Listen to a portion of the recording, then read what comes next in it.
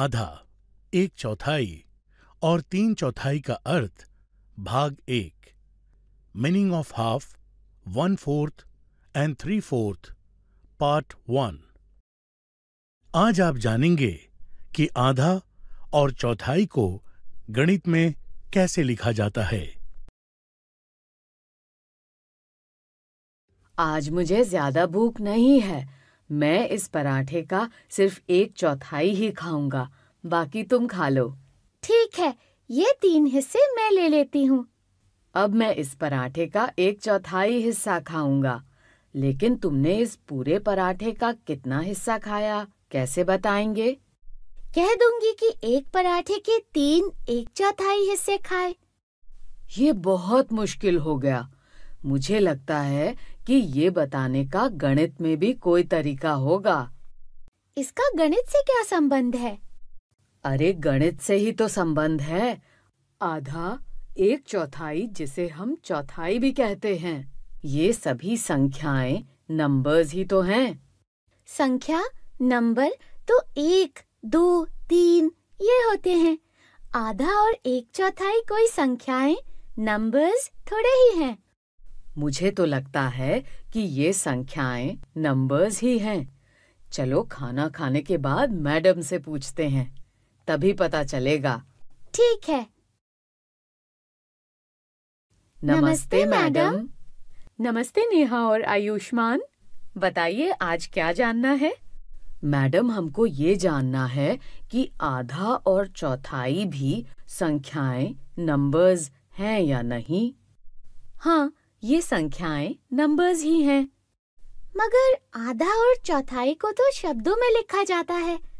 अगर ये संख्याएं नंबर्स हैं तो इनको अंकों में क्यों नहीं लिखते?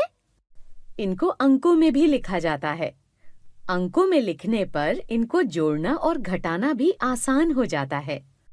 अंकों में इनको कैसे लिखा जाता है? बताती हूँ। ये देखो, ये एक आयत रेक्टेंगल है।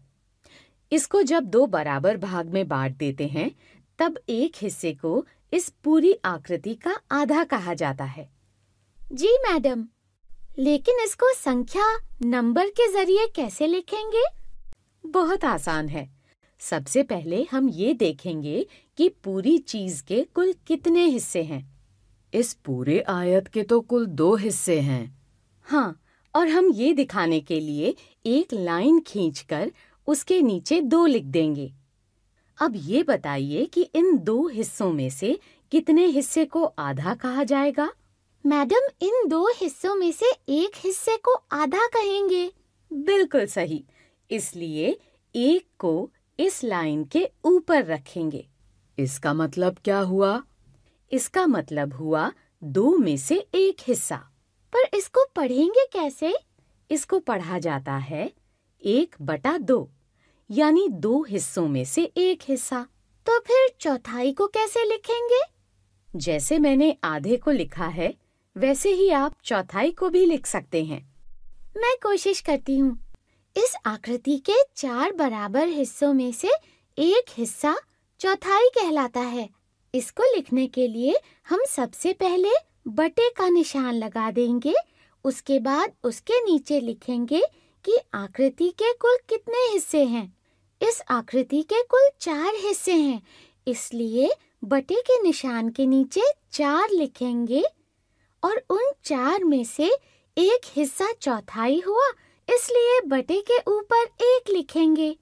इसका मतलब एक चौथाई लिखने के लिए हमें 1/4 लिखना होगा। आप दोनों ने सही बताया है। मैडम, हमने पराठे के 4 बराबर हिस्से किए थे। मैंने उनमें से एक हिस्सा खाया तो उसको 1/4 लिख सकता हूँ, पर नेहा ने 3 हिस्से खाए तो उसको कैसे लिखेंगे? ये भी आसान है। पहले बटे का निशान लगा लीजिए। बटे के नीचे पराठे के कुल हिस्से लिखे जाएंगे, यानी 4। बटे के ऊपर ये लिखा जाएगा कि पराठे के कुल कितने हिस्सों में से नेहा ने कितने हिस्से खाए, यानी 3। तो हम कहेंगे कि नेहा ने पराठे का 3/4 हिस्सा खाया है। 3/4 को 3/4 भी कहा जाता है। अच्छा, मैंने पराठे का 1/4 हिस्सा खाया और नेहा ने पराठे का 3/4 हिस्सा खाया। हाँ आयुष्मान, अब आप समझ गए हो। अब आप इसकी प्रैक्टिस कीजिए और कोई दिक्कत आती है तो मेरे पास आइए। ठीक है मैडम। आज आपने सीखा कि आधा, चौथाई इत्यादि भी नंबर है और इनको अंकों में लिखा जा सकता है। और जब भी पूरी वस्तु के कुछ हिस्से को देखना हो तो बटे का प्रयोग किया जाता है। वस्तु को कुल कितने हिस्सों में बांटा गया है, इसको बटे के नीचे लिखा जाता है और कुल हिस्सों में से जितने हिस्सों को दर्शाया जाता है उसको बटे के ऊपर लिखा जाता है।